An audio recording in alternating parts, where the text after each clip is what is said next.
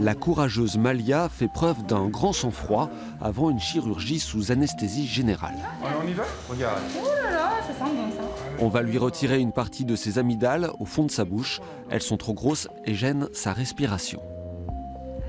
Donc dans l'amygdalectomie partielle, le but c'est d'enlever une grande partie du tissu amygdalien tout en laissant la zone au contact des muscles pour limiter en fait derrière la douleur.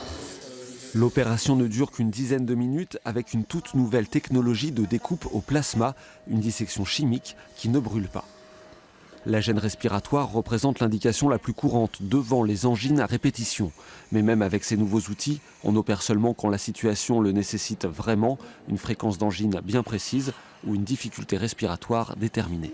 On opère vraiment les amygdales qui sont obstructives avec un retentissement fonctionnel. On n'opère pas toutes les grosses amygdales. Si l'enfant a une hypertrophie amygdalienne qui est très bien supportée sans retentissement, à ce moment-là, on ne l'opère pas. Beaucoup se souviendront de leur propre opération, à une époque pas si lointaine où le retrait des amygdales était une pratique extrêmement courante, avec parfois des conséquences dramatiques provoquées par d'importants saignements.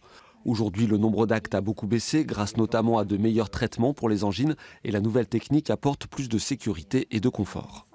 Ce qui est douloureux, c'est d'enlever l'ensemble du tissu amygdalien, parce que de suite, on va tomber sur le plan musculaire sous-jacent qui entraîne en fait ces douleurs post-opératoires, le fait d'avoir des difficultés pour manger, pour boire, et le risque de saignement. On retrouve en effet Malia en pleine forme dans sa chambre quelques heures après son opération. Elle est prête à rentrer chez elle avec une maman soulagée. Malia, avant l'opération, ronflait énormément. Et surtout, ce qui nous a le plus inquiété, c'est l'apnée du sommeil. Elle arrivait à se couper pendant 10 secondes. Ça a été surtout ça qui a été l'élément déclencheur, parce que voir un enfant qui s'arrête de respirer pendant 10 secondes, même si c'est pas, ça reste de l'apnée du sommeil, c'était quand même très inquiétant.